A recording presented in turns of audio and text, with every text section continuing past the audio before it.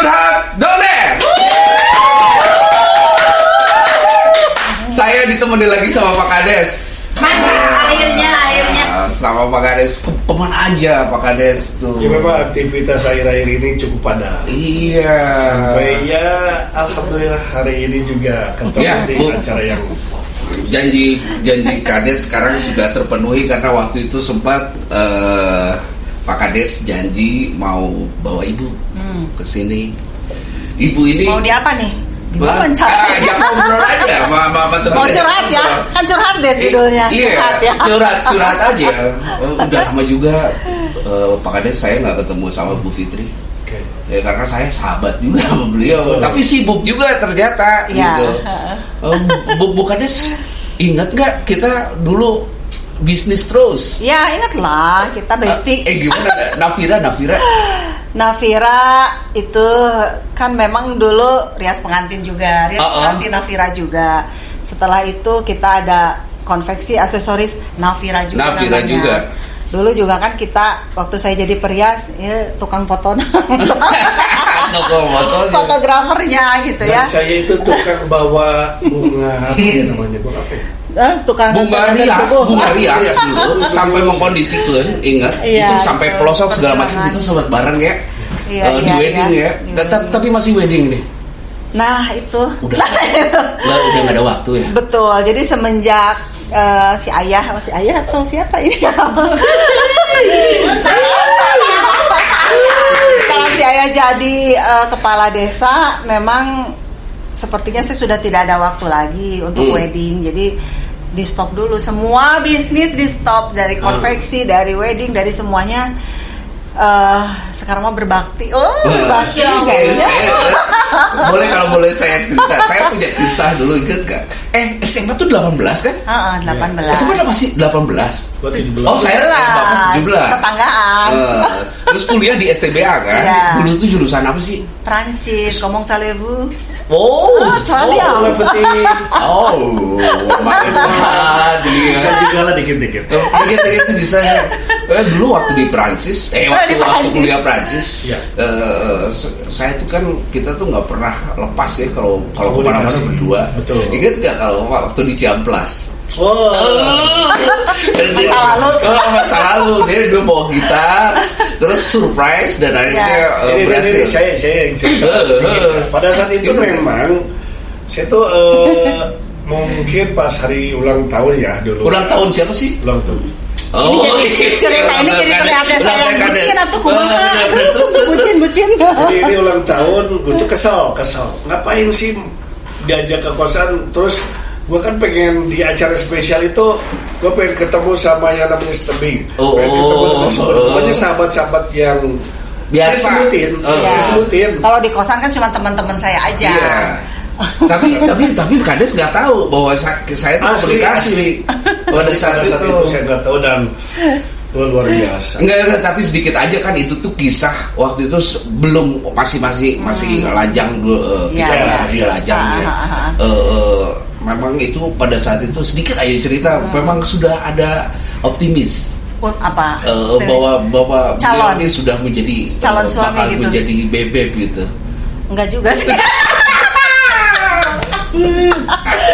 Jadi karena target saya menikah nih ya, kita bicara target. Saya kan dulu juga kerja. Jadi sebelum setelah beres kuliah, kerja dulu di Arnold. Di Arnold, ingat ya? Dulu kerja di Arnold. Dan saya berpikir di situ saya ingin merintis karir. Target saya menikah adalah di umur 30 atau 31 dulu itu ya. Jadi tidak kepikiran untuk cepat-cepat menikah juga gitu. Iya. Tapi nggak kepikiran sama sekali. Tapi kepikiran menikahnya itu setelah 3 bulan sebelum pernikahan baru kepikiran untuk menikah.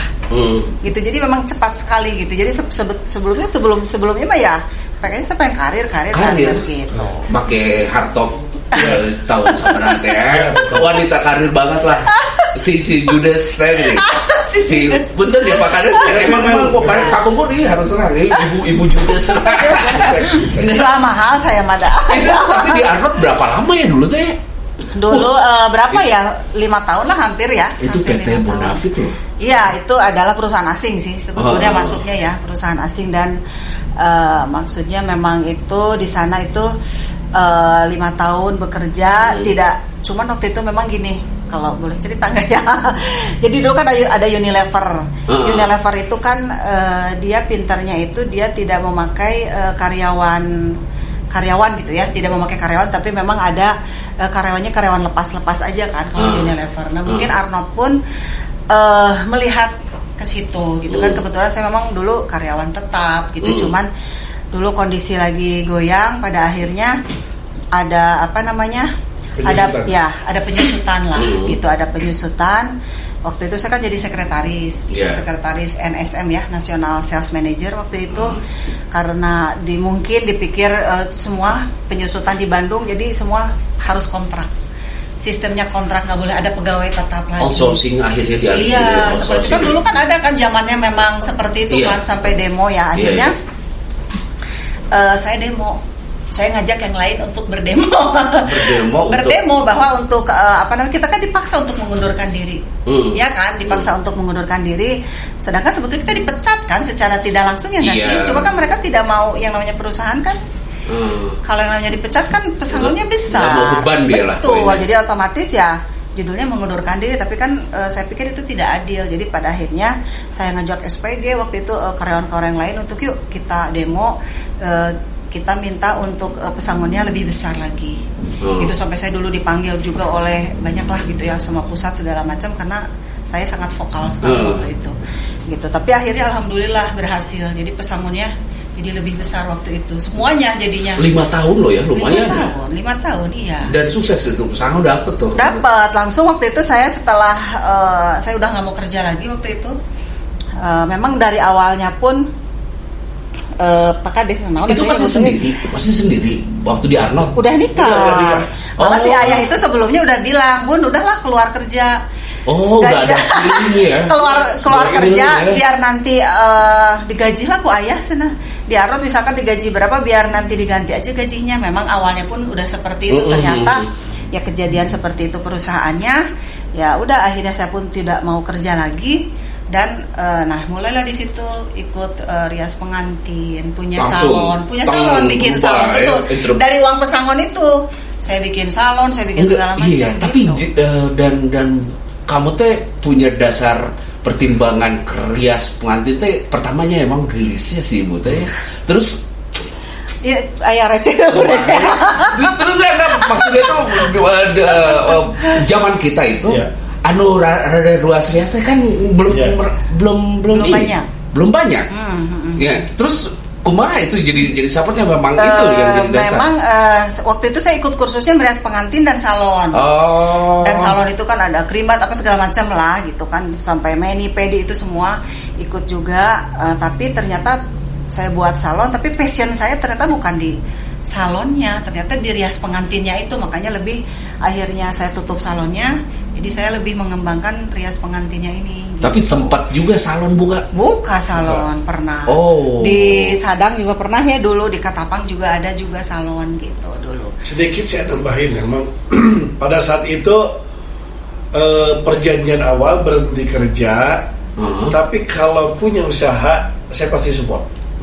Artinya, tapi kalaupun karena memang tadi yang disampaikan, memang di antara teman-temannya itu yang suka make up, yang kecantikan itu memang jarang banget. Karena saya suka make up kali. Saya suka make up sendiri, jadi ya otomatis ya suka. Jadi nge-make upin orang jadi suka. Gitu dan pokoknya pada saat itu mau apapun support. Kebetulan memang sesuai memang, banget. Pokoknya setiap kali berangkat mau les ya, atau disebutnya pelatihan, terjebol. Itu tahun berapa ya? Ingat nggak sih tahun berapa ya? 20 tahun yang lalu loh. Berapa ya? 97, dulu kerja itu 2000 berapa sih lulus kuliah teh Bunda teh? 2000 ya, 2000 tahun 2000. Tahun 2000 lulus kuliah. Nah dari situ ya kerja dulu, berarti 2025, 2026an lah mungkin ya. Sudah mulai iya, 2006an saya udah membantu dia di multimedia waktu itu. Jadi Bu Fit hanya kasih titik aja, yang hajat di titik ini, saya siapin multimedia. Sibuk nyiapin kepang segala macam karena itu. Dan itu cukup berjalan lama ya? Lumayan lama. Ya itu berhentinya itu karena ya itu 2000 berapa? 2019 kan jadi PJS. 2019 jadi PJS. Sebelumnya saya juga PJ di Desa Marga Tengah. Kalau pas di saat PJ masih juga aktif konveksi. Iya, karena memang konveksi juga. Jadi itu kalau untuk bisnis, karena saya mungkin jiwanya jiwa entrepreneurship itu. Karena saya juga kebetulan lulusan WUB itu adalah wirausaha baru yang dulu Pak Gubernur yang dulu siapa Pak Aher itu programnya Pak Aher. Saya juga di angkatan pertama waktu itu, alhamdulillah banyak support juga dari dinas, dari provinsi. Nah di situ berkembanglah usaha saya sampai saya dibawa-bawa kemana-mana pameran, percaya sama Telkom, terus saya ke Bangka Belitung juga pernah waktu itu ikut pameran. Jadi bisnis aja terus gitu. Jadi sampai akhirnya saya dengan Robani juga kerjasama. Itu yang paling lumayan sih, itulah yang paling gede. Terakhir itu sebelum COVID ya, COVID alhamdulillah lah dengan Robani lancar segala macam konveksi. Saya kan produksi perciputan lah, perdalaman perempuan, ciput, manset seperti itu. Tapi memang salah satu rada yang mentoknya itu waktu COVID lah. COVID dan memang kesibukan sebagai ibu kepala desa, jadi saya harus memutuskan juga nih, gitu kan. Akhirnya ya sudah, bisnis ditinggalkan semua. Nah, waktu bisnis itu kan sempat Kades ini sebagai sekdes. Sekdes di Sadang. Di Marteng. Kamu bukti sudah ada gambaran bahwa memang ini karir kayaknya akan lanjut kepada Kades, enggak kan? Kalau enggak. Jadi sama sekali nggak kepikiran. Itu waktu itu konsen aja terus ke bisnis. Iya, kan? Ke bisnis aja. Dan saya dulu waktu di zaman si ayah masih di sekdes di Marteng pun saya nggak aktif. Betul. Saya nggak aktif. Saya pikir, naon sih PKK, ya itulah kembali lagi kemarin ya. Betul. PKK takutnya cuma ibu-ibu hongkol ngomongin apalah nggak jelas gitu ya. Sebentar sebelum ke situ. Saya kan mindsetnya dulu seperti itu. Saya nggak mau bergaul di situ. Saya mending cari cuan, mending cari duit bisnis gitu kan. Nggak mau bergaul di desa. Saya bukan Kades. Artinya ada pada saat itu momentum Kades bicara serius nih kepada ibu untuk ini pas di saat transisi mau menjadi Kades. Gimana ceritanya? Sebetulnya kalau saya ceritain tragis betul. Astagfirullahaladzim. Tragis gimana? Ketika saya menjadi seorang sekdes saja, memang istri saya sibuk dengan karir bisnisnya. Saya pernah coba, ayo dong ikut di pemerintah desa. Ya karena memang passionnya di bisnis, akhirnya tidak fokus juga. Pernah berapa kali lah. Selama saya menjadi sekdes selama 14 tahun itu, hanya berapa kali, dan mungkin saya lebih dominan juga. Artinya saya pelajari baik di PKK, di lembaga yang lain.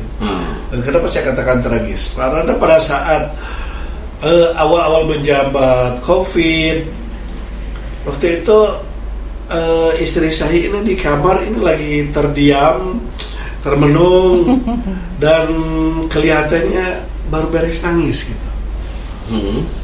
Dan saya tanya, Bun, kenapa gitu?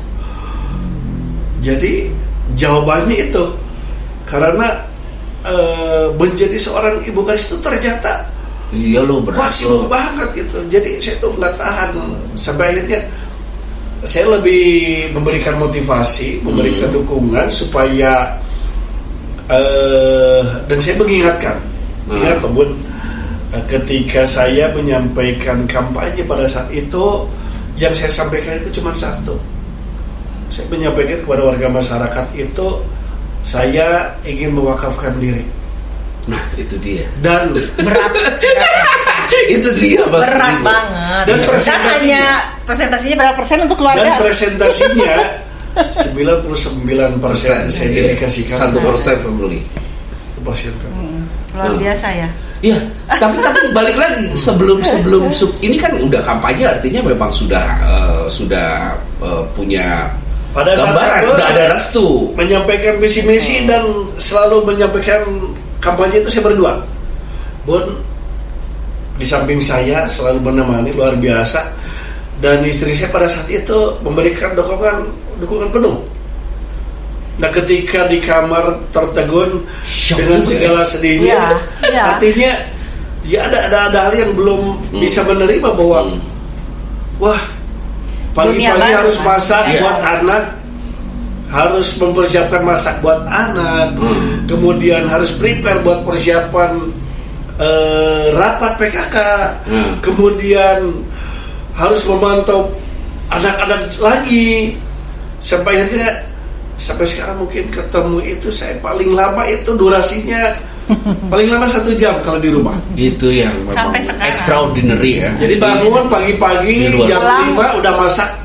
Saya hanya nemenin pun masak apa, ini masak ini udah gitu. Ya sibuk lah dengan. Nah tuh kalau gitu titik Bu Fit akhirnya itu bulat dan merestui itu apa yang sebetulnya yang dari pertama banget waktu itu kan ayah ini kan di kecamatan kan sebelumnya.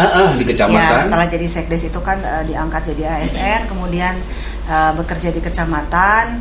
Setelah itu jadi PJS dulu di Sayati. Nah waktu itu pernah juga bilang, Bun, minta pendapat gimana nih, apa ayah terusin jadi kepala desa, karena ternyata banyak yang datang lah ke almarhum Bapak Pak Budi. Datang ke orang tua saya. Ya, minta untuk Bapak jadi kades di Sayati untuk mencalonkan gitu kan.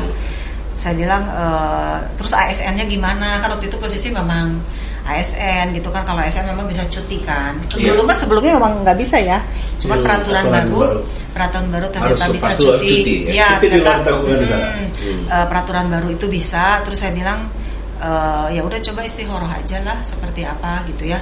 Kalau memang masyarakat membutuhkan gitu, banyak yang minta untuk ayah jadi kepala desa, ya kita coba aja, bismillah gitu, coba istikharah aja gitu kan. Kalau saya sih nggak melarang ya, nggak melarang janganlah atau apa, enggak, karena mungkin karena si ASN-nya masih bisa cuti lah ya gitu, jadi masih aman. Nah akhirnya ya sudah, di situ juga saya sudah memberi restu sebetulnya, gitu kan. Jadi betul memang kita kampanye bareng segala macam. Istilah nama saya teh dijerumuskan. Dijerumuskannya gini loh, maksudnya saya kan seorang ibu kades itu kan harus bisa pidato ya, harus bisa bicara, public speakingnya harus bisa. Pada waktu itu kan saya belum bisa, karena saya sebagai entrepreneurship, saya kan saya marketing saya oke lah. Tapi kan yang namanya marketing itu kan ya berbeda ya. B2B lah, B2B ya nggak sih? Itu head dan iya gitu kan, nggak di depan banyak orang, iya gitu, nggak pidato seperti apa gitu.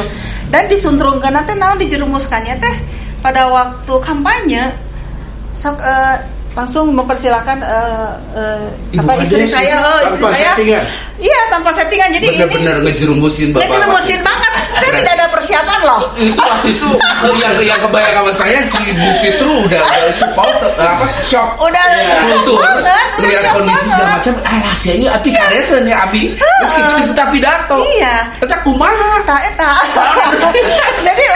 Jadi saya sempat marah, saya sempat bete gitu kan, bete lah maksudnya kan, takutnya orang kalau kita nggak ada persiapan seperti apa. Tapi selalu begitu, Bun, kalau nggak begitu Bunda nggak akan bisa ngomong gitu, nggak akan bisa ngomong, sok aja beraniin dulu gitu kan. Ya itu dijerumuskannya seperti itu. Makanya aduh ya alhamdulillah sih dibantu juga ya, kembali lagi sama Bu Turi, karena Bu Turi selalu mendampingi juga. Waktu itu dibantu juga, akhirnya lama kelamaan malah kita sempat juga waktu setelah masih PJS atau setelah jadi ini kita ikut kelas public speaking loh, sengaja saya biar ada gambaran ya public speaking seperti apa. Sebetulnya nggak masalah dengan speaking dia, tapi formil dan unformil. Betul. Iya kan, kalau bukan des kan harus formil harus. Sementara orang kan biasa, benar tuh. Sementara orang kan biasa preman itu. Gitu Pak. Suwe gitu ya. Tiba-tiba harus bicara ya gimana? Formil. Makanya nih mungkin ada, ini mungkin bukan rahasia ya, ini ya bisa saya selalu share sih ke ibu-ibu pengurus yang sekarang, makanya public speaking itu penting. Saya selalu mengajarkan, terakhir pun kita waktu kemarin ada raker ya, saya coba ibu-ibu supaya ngomong di depan seperti apa, karena pengalaman saya dulu harus bisa gitu bicara di depan gitu. Nah ternyata inti poin dari public speaking itu kan kita harus product knowledge, kita harus tahu knowledge-nya, kita mau ngebahas apa itu kalau udah dikuasai enak lah. Jadi nih cerita dikit nih ya, ini memang bukan aib sih. Maksudnya ini adalah perjuangan saya sebagai ibu kades lah ya. Banyak hal yang namanya ibu kades kan selalu harus sambutan, nyata sih.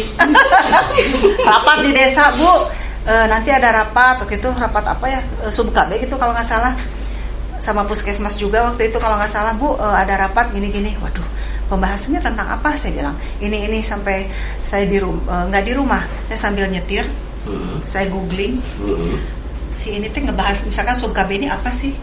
Saya lihat di googling gini, terus saya ngapalin sambil terus di sepanjang jalan dari rumah menuju ke desa, saya hafalin arti-arti apa segala macam yang akan saya nanti sampaikan untuk sambutan gitu. Ya udah, akhirnya itu pertama kali banget lah waktu itu sambutan, ada puskesmas juga, saya sambutan di situ dan terlihat pintar ternyata ya. Wow. Terlihat pintarnya menurut orang ya, saya mah bukan menurut saya. Tapi saya percaya. Ini dulu saya sambutan nih, bla bla bla, ngebahas bla bla. Ya pokoknya yang dibahas pada waktu itu saya bahas. Yang dibahas waktu itu apa saya lupa lah, pokoknya ngebahas tentang puskesmas apa segala macam. Saya bahas waktu itu sambutan. Setelah saya duduk dan kembali, waktu itu Bu Tuti yang ngomong. Bu Tuti itu sama senior kayak Bu Turi juga. Ibu kok tahu sih tentang itu? Kok bisa barusan saya sambutan ngebahas itu? Kok tahu? Kok ngerti? Tapi dia tahu kan memang saya baru. Saya serius pada apa tadi di jalan. Jadi sepertinya dijerumuskan itu berhasil ya. Ini bahkan jadi inspirasi. Tapi orang nggak tahu kan seberusaha itu gitu. Seberusaha itu saya untuk tidak mau terlihat bodoh dong. Gimana juga. Saya harus berusaha terlihat pintar, harus terlihat menguasai kontekstual dan relate ya. Betul, dengan itu apa yang akan saya sampaikan. Iya, sambutan yang saya sampaikan mengenai apa segala macam saya harus, dan itu berjalan cukup lama. Jadi setiap kali saya sambutan saya selalu apa sih ini gitu. Tapi kalau sekarang sih Oke ya. Oke lah. Oke, dan artinya bahwa dinikmati ya dan menikmati ya. Menikmati, alhamdulillah. Transformasi yang awalnya dijerumuskan tuh sama si Bebeb, sama Bebeb, dan akhirnya sekarang menjadi. Jadi sekarang jadi alhamdulillah banyak dipercaya juga. Jadi memang inilah mungkin batu loncatan juga saya sebagai ibu kades di sini. Ternyata bukan hanya ini sampai ada kalau mama saya bilang kenapa sana lebih sibuk neng kan dibilang neng asal lebih sibuk neng tibatan nanti nandar sebagai sekdes sebagai kades pulang malam apa segala macam gitu ya. Emang seperti itu ya, karena memang begini yang saya bilang tadi batu loncatan adalah sebagai ternyata setelah saya jadi ibu kades saya dipercaya juga menjabat di yang lain ya. Contoh misalkan saya jadi ketua GOW kecamatan, GOW itu gabungan organisasi wanita di sekecamatan, saya ketuanya juga. Terus setelah itu ternyata kan memang itu ada GOW kabupaten, ternyata ibu ketua GOW kabupaten pun tahu kenapa ya merangkul saya untuk menjadi pengurusnya. Saya jadi pengurus juga di kabupaten. Makanya kesibukannya banyak kan, bukan hanya sebagai ibu kades saja gitu. Nah setelah itu saya pun dijadikan juga ketua di namanya Line Dance, Universal Line Dance. Jadi ketua Kabupaten Bandung juga di situ. Dan Line Dance ini merupakan salah satu inorga Kormi. Jadi ini secara ya maksudnya ya saya harus mencari atlet-atlet gitu. Jadi Enda, Pak Enda dengan Pak Denda ya? Iya, Pak Denda itu ketua Kormi Jabar beliau ya. Jadi maksudnya terus setelah itu jadi jabatannya itu banyak gitu kan. Jadi dan semua jabatan yang strategis dan yang dan yang memang membutuhkan penting. Jadi nggak bisa saya abaikan. Nggak bisa. Jadi contohnya saya pun sekarang di Bank Sampah kan kita ada Bank Sampah Sayati pun saya jadi komisaris juga. Terus di Kampung Batik Sayati pun saya sebagai direktur juga di situ. Jadi banyak yang harus saya pikirkan. Kadang tangan saya 2, waktu 24 jam itu rasanya sangat cepat gitu. Bapak bisa kalah waktu begini, bagaimana kok sibuknya jadi kalah? Tapi memang Bapak dengan waktu itu punya akhirnya menjerumuskan ya. Tadi kita tahu konsekuensinya seperti itu. Dan memang saya sudah bisa menerima bahwa konsekuensinya seperti itu, karena khususnya di pemerintah desa sendiri saja itu kegiatan di posyandu itu hampir tiap hari. Iya. Kalau tidak dibantu dengan seorang ketua tim penggerak PKK, tidak dibantu oleh istri saya, itu kita tidak akan bekerja optimal. Iya. Jadi saya hanya mendapatkan informasi di saat sedang masak. Kemarin itu ngebahas apa? Ini ada isu apa nih? Gimana perkembangan mau ada pergerakan stunting? Gimana kita mau distribusi PMT? Iya. Segala itu kita diskusi. Dan waktu yang cukup singkat, kadang setengah jam, kadang sejam habis subuh itu nantinya berkegiatan masing-masing. Saya kadang-kadang dia lagi di posyandu mana, ayo udah ke sana. Sekaligus saya monitoring kegiatan posyandu. Karena memang kadang-kadang saya tertahan di pelayanan. Begitu saya datang ke kantor hari Senin, banyak tamu soalnya. Iya. Tamunya ngantri. Ya sudah, itu langsung pelayanan. Iya, dan sampai kabupaten akhirnya terkait karena memang mungkin tiap kali ada kegiatan di desa, kalau sambutan itu depan saya biasa. Kemarin luar biasa, ini depan Pak Bupati, depan Ibu Bupati. Iya, menyampaikan karena ada posisi di kabupaten juga. Ya memang alhamdulillah, dan karena dijerumuskan tadi seperti itu ya. Karena memang tidak semua orang ternyata bisa untuk berbicara, apalagi dengan dadakan seperti kemarin waktu acara di GOW Kabupaten Bandung, itu sebetulnya acara PASI. Saya sebagai pengurus, saya datang menghadiri, dan ternyata saya tiba-tiba pada waktu datang disuruh untuk bicara. Di situ kan ada kepala dinas gitu kan, ada Ibu Bupati juga gitu kan, beliau sebagai penasehat BOW juga gitu. Tiba-tiba saya disuruh sambutan mendadak saat itu juga, tapi tetap sih saya juga tetap harus ada keilmuan. Saya tetap googling juga. Tetap itu mah. Misalkan ini apa sih sejarahnya, apa seperti apa, udah kuasai. Ya udah bismillah gitu kan. Akhirnya ya bisa gitu kan, alhamdulillah. Atau misalkan kayak kemarin di acara GO pun dipercaya jadi Ibu jadi MC gitu kan. Jadi MC, jadi banyak lah. Jadi MC juga, MC formil. Gitu kan, MC formil itu di acara GOW alhamdulillah bisa juga. Jadi banyaklah ilmu yang didapat dengan kita berani tampil public speaking di depan. Ternyata banyak yang membutuhkan juga ternyata ya, banyak orang ya udahlah Ibu aja, Bu Kades wes sambutan Bu Kades seperti itulah jadinya. Sangat menikmati banget ya. Bayangin bro, alhamdulillah. Bayangin bro, saya tuh pernah ngalamin jadi MC, ngalamin jadi moderator, ngalamin jadi narasumber. Istri itu nggak pernah aktif di pemerintah desa waktu dulu. Bingung mau nyampein apa, karena kalau saya sampein pasti nggak paham. Dulu tuh kok bingung ya, di desa itu terlalu banyak singkatan. Iya. Kan di pemerintah singkatan dan complicated segala hal gitu. Betul. Kan saya menjerumuskan biar sedikit demi sedikit itu tahu. Ya kok ini. Nah mulai saya senang kalau sudah ada pertanyaan. Ini apa? Ini acara apa? Terus ilmunya learning by doing. Ya intinya harus banyak bertanya aja sih, banyak bertanya.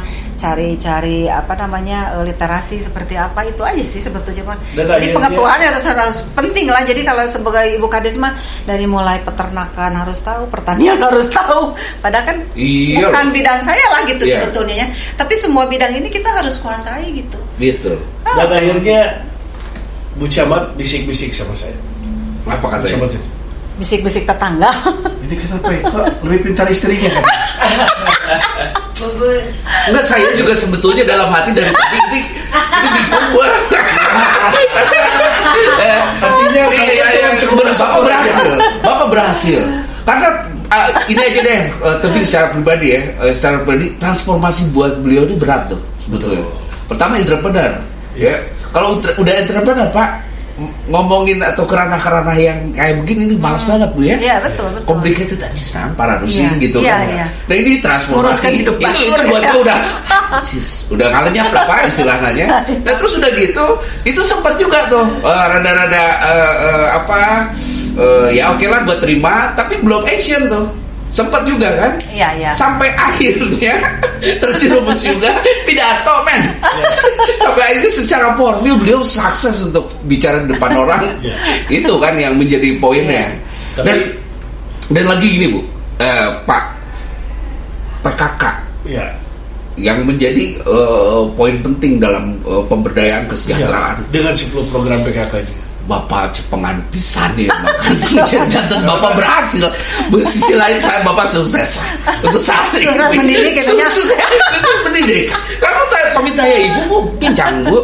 Pincang lah, pasti pincang. Ya, kan? Karena memang harus semua desa ya, maksudnya di desa tuh memang mau tidak mau kepala desa dan PKK-nya sebagai Ibu Kades sebagai PKK pun ini harus seimbang. Tidak bisa kalau salah satu ini ya nggak akan sukses lah, nggak akan bener lah gitu. Desa tersebut tidak akan maju lah gitu ya dalam banyak segi gitu. Jadi memang harus beriringan aja, harus beriringan. Jadi kita saling mengimbangi aja. Makanya kan kata si Ayah kan selalu bilang kita mah dapat inovasi, apa namanya? Iya, buat inovasi. Iya, kita saling berinovasi. Ayah ini inovasinya bersaing ya. Terus saya misalkan inovasinya seperti apa. Jadi kita terus bersaing gitu. Si Ibu juga terus ada ketika ada gagasan ini yang lahir diutarakan juga. Diutarakan juga pasti, selalu diutarakan. Kita selalu memang waktu ngobrol kita nggak banyak, tapi sekali ngobrolnya berbobot kualitas lah gitu ya. Kualitas. Bayangin kalau kita ada kesempatan makan siang itu yang dibahas program. Nggak keren. Program dan warga kan ya. Program warga. Kadang-kadang kita ketawa ya. Bisa nggak kita simpan dulu? Time gitu kan ada istilah. Akhirnya kita pada diam. Tapi udah tetap akhirnya dibahas. Nah, setiap kali dibahas akhirnya menjadi sesuatu hal yang menarik. Iya. Jadi akhirnya kenapa saya bersyukur punya istri juga bisa membantu program suami. Kata kuncinya sudahlah akhirnya bekerja dengan hati. Akhirnya ada ketertarikan, ada kesenangan. Mana ada orang yang misalkan ini perlu dibantu trouble dalam masalah anak, dalam gizi. Aduh, tapi lebih repot ya Ibu. Senang. Gini, waktu itu Bapak bicara 1% adalah family ya, 99% wakaf saya untuk warga. Tapi Ibu juga akhirnya menyepakati itu dan sekarang dedikasinya sepertinya udah hampir. Bisa-bisanya dinamis ya. Pada saat 100% pada saat itu menyepakati karena nggak tahu 1% itu itu kan memang ada transformasi ke arah sana. Saya sih sebetulnya saya tidak terlalu tipe istri yang tidak terlalu banyak protes ya. Kalau misalkan si bapak punya keinginan seperti itu ya udah bismillah aja lah gitu ya. Karena begini loh, saya tuh udah dididik selama waktu kemarin beliau jadi sekdes itu 13 tahun 14 tahun jadi sekdes karena bukan sekarang aja loh. Pulang subuh itu bukan sekarang aja ya. Jadi selama curhat jadi waktu jadi sekdes pun memang sibuk banget gitu. Jadi pulangnya pun selalu subuh. Waktu-waktu awal kita nikah pun saya ditinggal sendiri gitu kan. Waktu itu kita memang langsung kontrak ya. Waktu itu kita langsung ada rumah gitu kan. Jadi selalu ditinggal sendiri dan saya hanya menangis saja waktu itu. Meratapi kesedihan dan merasa kok tidak bisa ya suami saya seperti suami orang yang pulang kerjanya jam 8, pulang jam 4, jam 5. Kayaknya bahagia banget gitu ya lihat orang lain seperti itu. Saya seperti itu loh. Kok nggak bisa sih saya punya suami seperti itu gitu. Sempat sedih banget lah waktu itu ya. Cuman ya itulah mungkin skenario Allah itu tidak tahu ya. Itu saya ditempa mungkin dulu seperti itu selalu ditinggalkan gitu ya. Jadi sekarang pun setelah si ayah jadi kades pun saya udah terbiasa gitu. Jadi saya udah nggak banyak protes lagi. Bahkan ibu sering ninggalin sekarang itu. Iya, sering ninggalin. Di balik ada Karena ada waktunya Bapak di rumah, misalkan aduh Bun kayaknya ya nggak enak nih pengen di rumah. Saya malah yang pergi-pergi aja terus gitu kan. Malah saya ngurus anak-anak itu sekali-kali. Ayah yang baik. Gitu kan. Cuman ya memang ya itu mungkin bukan hanya yang membagi waktunya lebih sulitnya, maksudnya saya pun sebagai seorang istri, saya sebagai seorang ibu ya, saya sebagai seorang ibu kades dan saya sebagai menjabat ketua A, B, C dan sebagainya kan itu merupakan tanggung jawab yang harus saya jalani karena saya tipe kalau misalkan dikasih tanggung jawab saya nggak mungkin totally gitu ya, mau tidak mau, makanya kadang saya ngasih jadwal kepada diri sendiri. Oke, minggu ini saya mau fokus di PKK, minggu depan saya fokus di ULD, minggu depannya lagi saya harus bikin jadwal seperti itu karena kalau tidak seperti itu nanti amburadul juga ya, tidak akan. Belum lagi saya sebagai seorang ibu pun ini kan juga PR juga, saya juga udah tapi tetap alhamdulillah anak-anak masih bisa terurus, biarpun untuk kegiatan sekolah ibu-ibu ngumpul acara apa saya nggak pernah datang ke sekolah gitu ya. Jadi ya saya pun kasih pengertian ke anak-anak, ini PR terbesar anak-anak juga gitu ya. Kalau kadang kan kalau seorang suami banyak ya saya sampai larut gila orang ada dongeng ibu. Kalau seorang suami kan kadang hanya mikirnya ya udahlah kerja cari nafkah gitu. Kalau orang saya sih karena yang tadi saya sebutkan beberapa jabatan tersebut itu harus saya harus saya penuhi kan semuanya gitu kan, sebagai seorang istri saya harus memenuhi kebutuhan suami, ke anak-anak semua. Nah itu ya dibagi waktu aja. Kadang saya pulang ya ini mah terus terang aja, saya kadang pulang ke rumah sampai ada yang bilang ke saya, ibu tuh kenapa sih kok selalu energik gitu ya. Ada banyak yang bilang begitu, selalu energik, kayaknya nggak kelihatan pernah capek, nggak pernah kelihatan sedih gitu ya, nggak pernah kelihatan. Tapi kan saya manusia biasa ya, kadang ya memang saya terlihat seperti itu sehari-hari gitu kan. Saya tidak mau memperlihatkan saya lagi berantem misalkan sama si bapak, kesel misalkan. Suka gitu. Berantem? Suka nggak ya?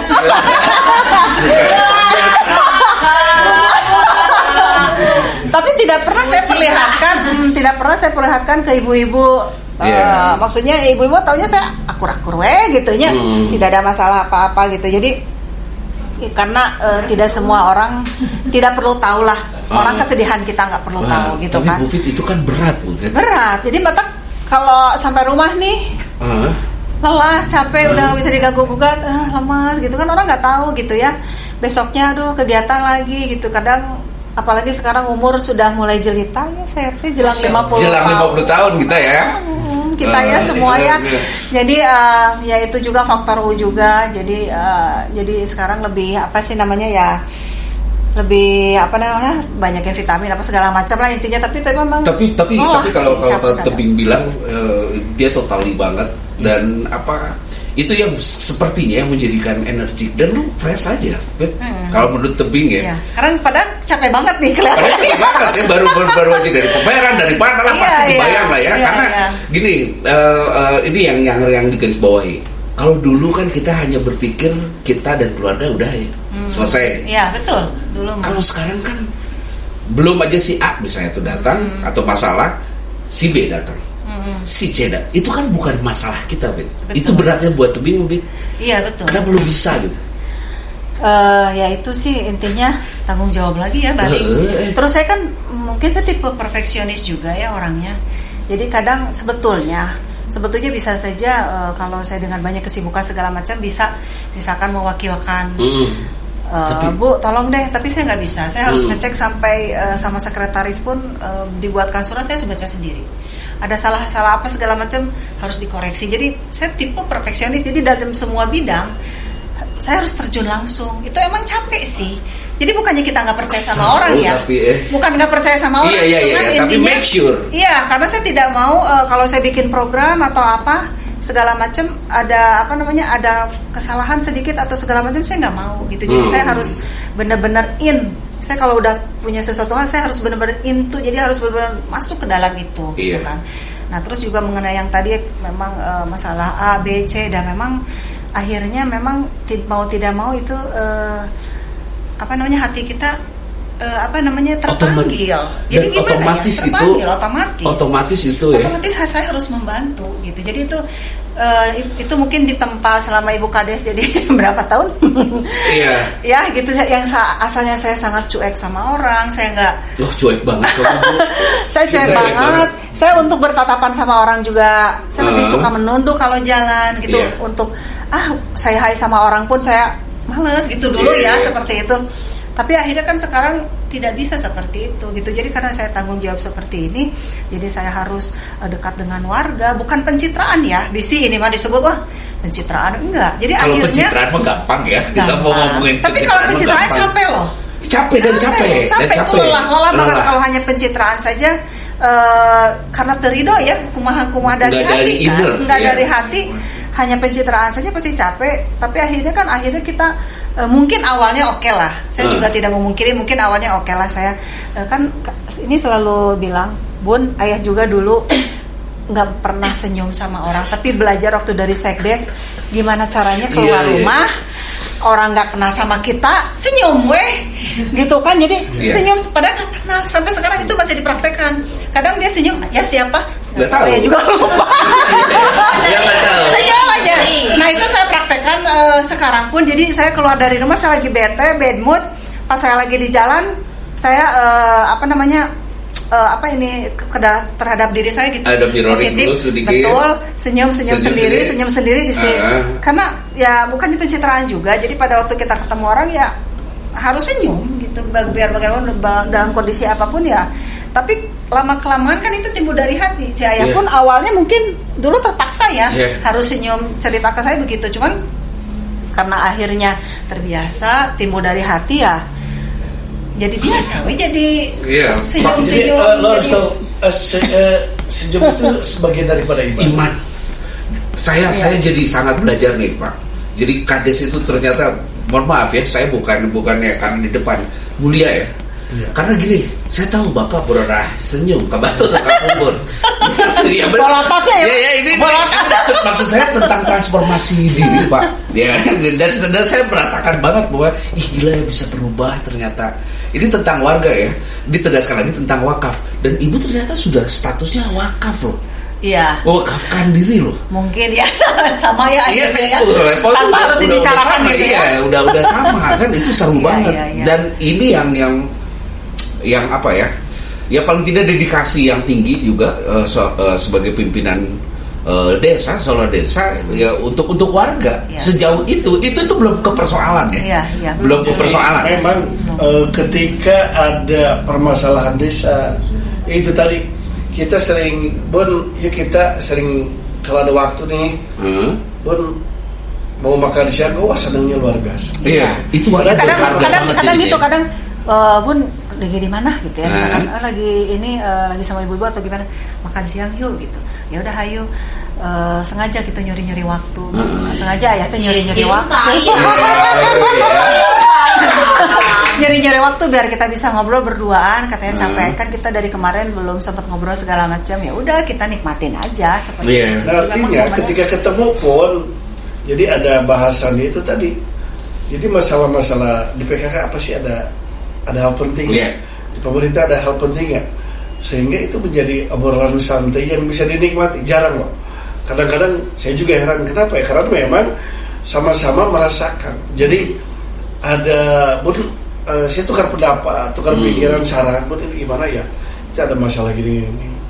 Justru itu pertemuan yang sengaja saya atur juga. Kadang-kadang di sela-sela waktu makan siang, curi-curi waktu. Tapi tentunya tidak melulu ngobrolin itu. Tapi sekarang mengobrolkan masalah desa pun menjadi sesuatu yang menarik. Hanya gitu, pembicaraan, pembicaraan santai gitu ya. Saling bertukar pikiran gitu. Dan ada masukan yang insight yang terasa sama Ibu Titi itu wawasan ya Bu ya. Jadi luas ya. Jadi luas. Harus belajar. Mau tidak mau harus pintar kita. Dulu kita hanya segmentir. Isu-isu nasional ini harus, kalau kita bicara itu rikat. Dulu saya punya program rikat itu.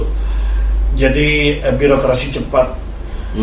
Kemarin itu kita lagi disibukkan dengan stunting. Bagaimana caranya stunting ini bisa dengan segera menurun dan itu pun masih on progress ya.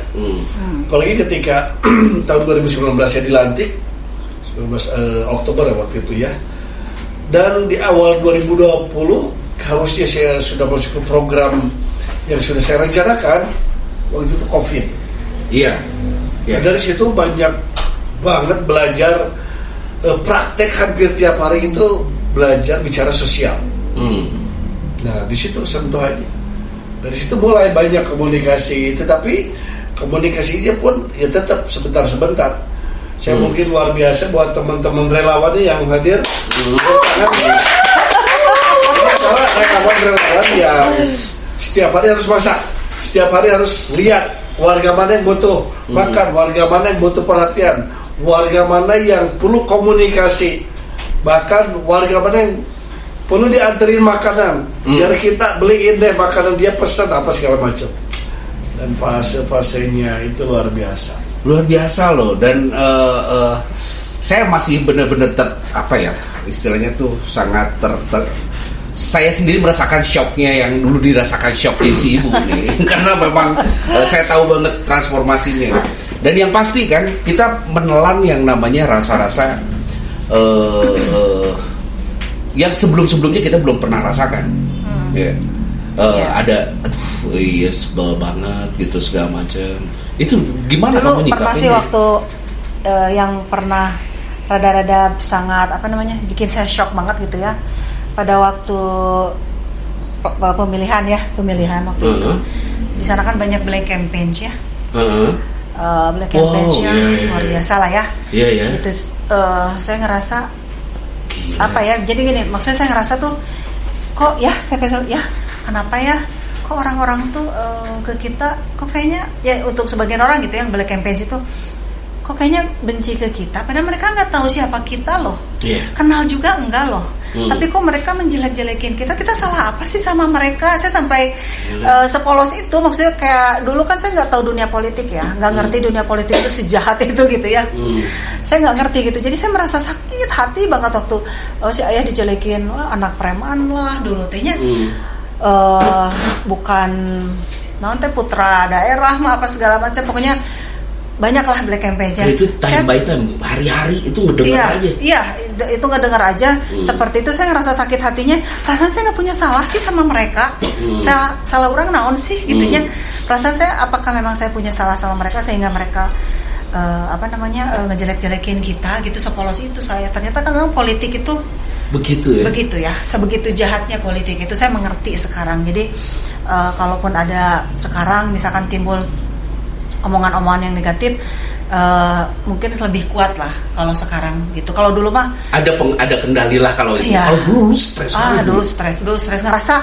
Jadi gini loh, maksudnya selama ini kan saya tidak pernah kenal banyak orang. Dikenal banyak orang saya tidak kan. Maksudnya saya dikenal oleh ya lingkungan saya saja sendiri gitu ya. Tiba-tiba sekarang saya dikenal orang banyak, tiba-tiba dijelekin A, B dan C. Ya itu shock juga sih, down juga buat saya pribadi ya. Jadi ya cuman step by step sih ya akhirnya mengerti bahwa itulah politik gitu. Itulah politik itu. Dan kata kuncinya untuk menjawab orang-orang yang mungkin pada saat itu tidak kenal atau ya bullying atau memang menjelek-jelekan kita, saya bilang ke istri, Bun, kita jangan balas mereka dengan kebencian, tetapi kepada orang-orang yang memang kurang begitu respect sama kita harus baikin. Karena mereka pada dasarnya mungkin bisa saja tidak tahu. Seorang nabi saja begitu luar biasa menyampaikan syiar agamanya.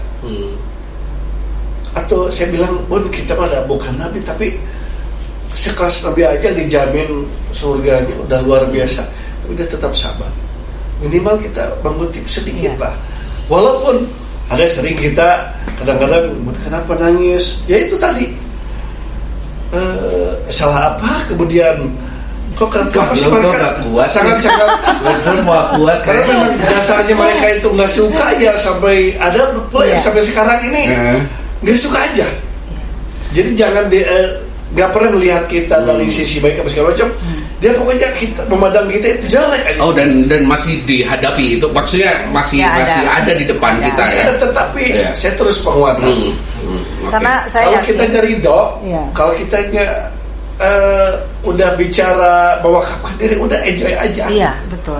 Jadi memang pro kontra itu biasa. Kan pada akhirnya kita harus menyadari itu. Tidak semua orang menyukai kita, tapi tidak semua orang juga membenci kita. Yang benci pasti ada, yang suka pasti ada. Itu adalah sudah sunatullah, fitrahna. Memang pasti seperti itu gitu. Akhirnya kita ya betul yang kata tadi ayah bilang bahwa ya kita harus baik sama semua orang, biarpun dia menjelek-jelekan kita, biarpun kita harus tetap baik aja. Yang penting kita mah lurus-lurus aja, kita mah niatnya baik, ingin membangun Sayati gitu ya, ingin supaya Sayati teh luar biasa lah, lebih baik lagi, Sayati kahiji teh gitu ya. Ya kita abaikan saja orang-orang yang memang tidak suka sama kita, tapi bukan berarti kita tidak mau mendengarkan kalau misalkan ada introspeksi atau apa ya kita terima gitu ya. Ada misalkan ada masukan atau seperti itu kita terima gitu. Tapi untuk yang lebih ke julid lah anggapnya. Julid. Ya, lebih ke julid seperti itu ya udahlah, jangan dimasukin hati. Kita doakan saja dah. Ayeuna kurang ditegur atau kurang di badan, oke percuma ya. Kita tetap baik aja, kita doakan saja ya Allah, mudah-mudahan orang-orang Sayati teh hatena dibukakeun bararager gitu ya, mau menerima kita apa adanya. Ada yang namanya manusia itu tidak ada yang sempurna. Saya maupun si Bapak pasti punya kesalahan gitu ya. Cuman ya tolonglah tetap kita saling mengingatkan. Ya gitu, saling mengingatkan. Yang penting mah niat kita mah baik, kita nggak pernah ingin ngerusak Sayati seperti apa atau apa, tidak. Kita tetap, malah pada waktu kemarin kepala desa kan ditambah nih waktunya 2 tahun. Iya. Ya, kemarin ditambah 2 tahun. Saya sebetulnya bersyukur loh. Bersyukurnya memang berarti perpanjang deh gitu ya. Kita teh mengabdi teh gitu. Cuman saya bersyukur di sini karena ternyata membangun desa itu untuk waktu 6 tahun itu nggak cukup. Sangat kurang. Apalagi waktu kita masuk desa Sayati nol banget ya. Maksudnya dalam hal PKK ya, yang saya kuasai gitu ya. Ternyata banyak, harus perbaikannya harus banyak. Ternyata 6 tahun itu nggak cukup, belum apa-apa. Makanya waktu ada penambahan 2 tahun, saya kan masih banyak inovasi saya yang belum maksimal. Terrealisasi. Betul, yang belum terrealisasi. Saya ingin menjadikan RW ini seperti apa, RW ini seperti maksudnya untuk inovasi apa segala macam, untuk pemberdayaan, untuk kesejahteraan belum tercapai, banyak yang belum tercapai. Makanya waktu ada penambahan, oh ya udah gaskeun deui weh gitu kan, berarti masih ada nih waktu kita berapa berarti 2 tahun lagi 2027 sampai 2027 kita maksimalkan waktu itu ya, untuk maksimalkan untuk menambah lagi nih apa-apa nih yang kurang-kurangnya kita kembangkan lagi. Itu sih sebetulnya. Jadi ya nggak tahu ya, saya juga kadang kepikir kok saya segini amat sih ingin membangun Sayati gitu ya kadang. Iya. Karena secara alam sadar ya. Iya, alam sadar memang orangnya total, terus sudah total itu udah berhasil transformasi, terus udah gitu dia lakukan riset. Iya. Riset itu nggak hanya percaya mungkin dari Bapak Kades sendiri, informasi mungkin belum tentu ditangkap matang kalau Bu Fitri, menurut saya begitu. Dia masih di riset aja terus dan sampai akhirnya ini yang harus gue lakuin. Iya. Tapi memang kenapa saya yakin, karena saya tuh tahu persis potensi istri saya. Cara kerja, cara berpikir, cara benar satu permasalahan. Saya hebat loh, serius. Dan tapi gini, ini tadi kita ngobrol berat terus ya, Pak Kades. Dan tentunya Bu Fitri juga ada poin-poin yang ini kayaknya happy nih gue menjalankan ini. Terus kayaknya ini sesuatu yang baru nih atau apa nih? Apa kira-kira yang akhirnya tuh membuat kamu fresh, membuat kamu jadi selalu ini aja lah. Iya. Enak menjalani. Di luar tadi yang berat-berat tuh. Apa ya, enjoy kali ya. Enjoy. Jadi ternyata saya itu orangnya begini di mall. Nah itu dia. Jadi kadang jadi saya tuh ternyata orangnya memang tipe nggak bisa diam di rumah. Mungkin itu salah satunya. Iya. Saya kalau di rumah sehari 2 hari bete, nggak ada kegiatan apapun saya bete. Jadi misalkan aduh pengen istirahat sehari 2 hari di rumah, tetap kepikiran apa sih itu program apa segala macam gitu ya. Iya. Cuman tapi bawaannya memang bete, jadi malah asa nyeri awak itu mau di rumah. Iya. Jadi memang ternyata pada saat saya keluar ketemu orang itu nggak tahu kenapa bikin saya fresh aja. Ada happiness. Ya? Ada happiness. Jadi mungkin lebih ke enjoy ya. Saya pada akhirnya saya menikmati peran saya saat ini gitu loh. Wow. Enjoy banget jadi luar biasa. Jadi enjoy banget. Jadi ya kalau dengan enjoy ya mungkin ya itu pada akhirnya kelihatannya ya fresh aja gitu ya, menikmati aja gitu. Good ya. Dan itu di luar ruang dan waktu ya. Dulu misalnya tuh kita keluar pilih-pilih kan tempat. Iya. Betul. Kalau sekarang kan segala rupi tempat ibu pernah harus berkunjung kan, kurang lebih seperti itu ya. Betul. Jadi mau tempat yang bagus, mau ke gang-gang sempit itu gitu. Happy ya. Happy aja. Wah, gila. Happy aja. Jadi cuman memang sih ibu-ibu pengurus kadang ya kalau aku masih dibawa enjoy aja sih ya. Kayak Bu misalnya sweeping nih, bagian sweeping itu kan kita harus door to door, panas-panasan gitu kan. Ya saya suka kelelahan juga sih, saya suka ketawa-ketawa ya. Cuman ibu-ibu pengurus mah udah tau lah saya sambil bercanda. Ya cuma karena enjoy ya asik lah. Dan pasti nanti Bu Fitri itu kan sebagai PKK ada banyak pengurus ya, ada tim ya, ibu-ibu mama gitu ya. Nanti satu waktu ketemu. Iya betul, nanti kita ketemuin, kita ngumpul bareng-bareng. Seru kayaknya. Seru banget. Jadi memang saya didik ibu-ibu ini kedah parinternya Yosef lah. Ilmu pengetahuan mereka harus mumpuni. Saya selalu tes mereka. Ayo penyuluhan, ayo ini ya mungkin ya mudah-mudahan sih bermanfaat gitu. Jadi saya pengen menjadikan ya intinya saya pengen pengurus kader para rinter lah menguasai bidang keilmuan mereka gitu, seperti saya dulu mau belajar mereka pun saya harap sih mau belajar. Toh itu nggak ada ruginya lah belajar, nggak ada ruginya. Pak Kades, saya ti keren nih. Saya ti keren. Gila ya, saya ti keren. Gila. Ini ya itu tadi. Bu Fitri kayaknya banyak juga peran buat Desa Sayati.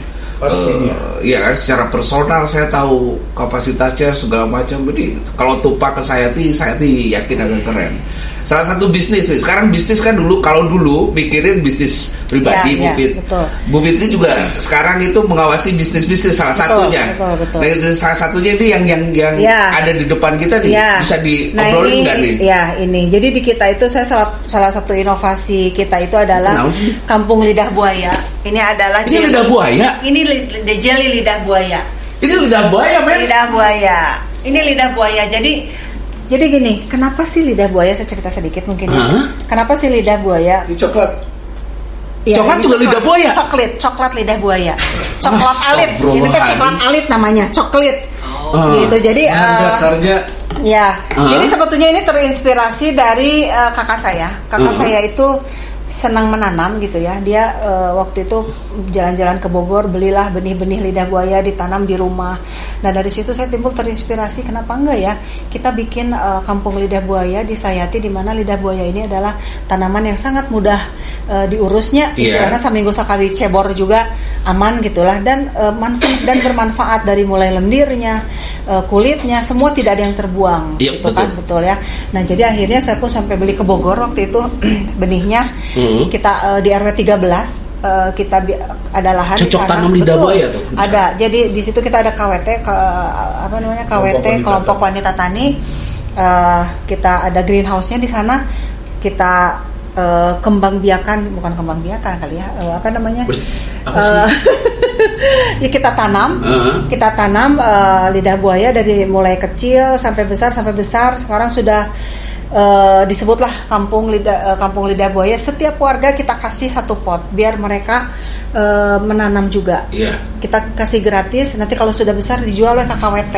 Jadi itu penghasilan untuk warga-warga juga nantinya, gitu kan. Jadi kita punya 10 produk juga. Ini ada jelly, contohnya ada coklat juga, ada teh. Tepungnya itu harganya itu 1,5 juta. 1 kilo. Tepungnya buat apa itu? Nah, tepung ya ini. Tepungnya itu bisa buat kosmetik? kue. Enggak. Oh, kosmetik. buat masih makanan? Iya, untuk makanan, untuk bisa kue. Jadi ini teh seperti coklat, seperti essence kayak matcha gitulah. Yeah. Ini bisa dibuat nanti kita bikin kue, bisa buat. Dan satu lagi, posyandu kita PMT-nya itu wajib memakai bahan, salah satu bahannya adalah lidah buaya. Saya wajibkan PMT makanan tambahan. Jadi setiap posyandu itu harus membeli si lidah buayanya, baik itu berupa tepung atau yang freshnya, buat mereka setiap bulan bikin makanan tambahannya.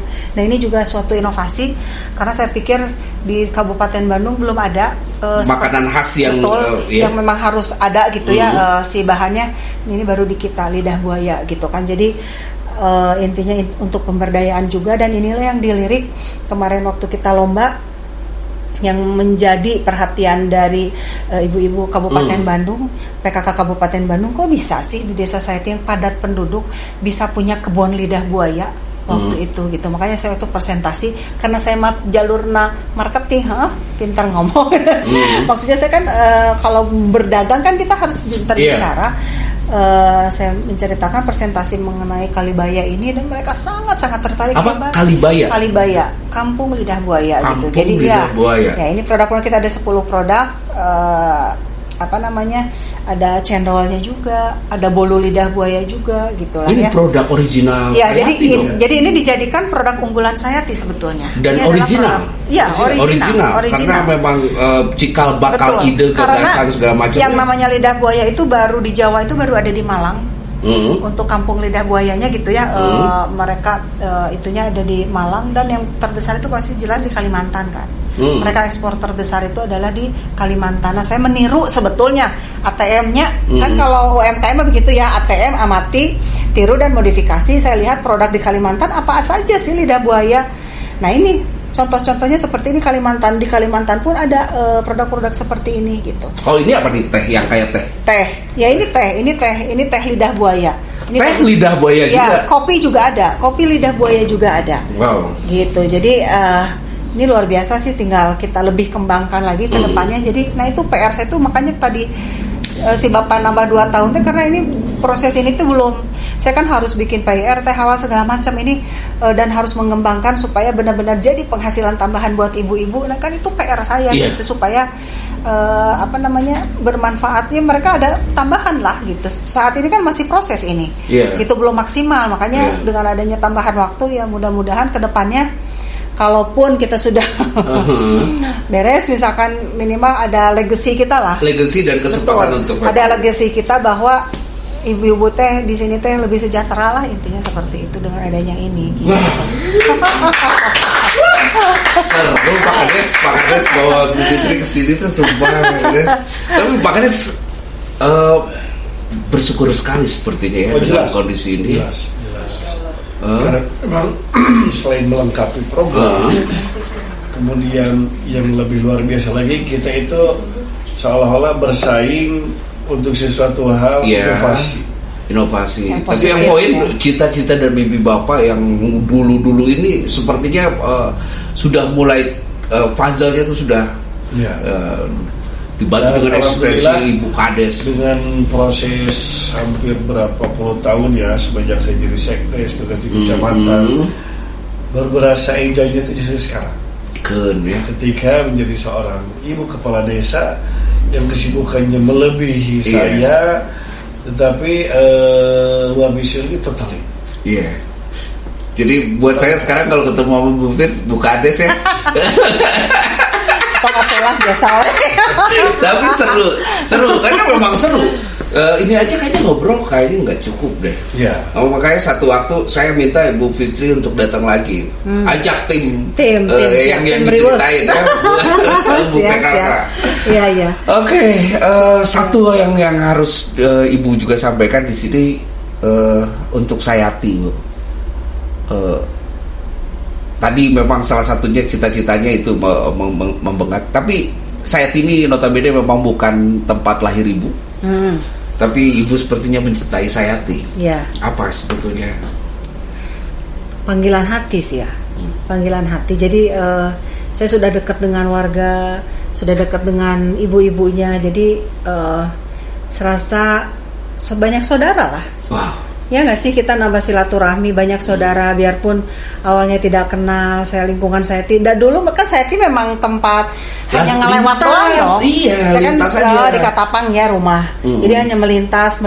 Jadi sekarang malah ya bisa dikatakan, biarpun saya bukan orang saya tidaknya bisalah saingan jeung USA non orang saya asli saingan ya nama karena loyalitasnya iya luar biasa ya pasti sebenarnya saya tuh pasti bakal kaiji Bu kalau kayak gini ya. Iya, bismillah.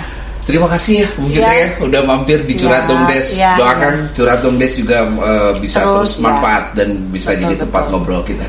Betul. Terima kasih Bu Kades. Curhat Des siap ya. Sampai jumpa lagi.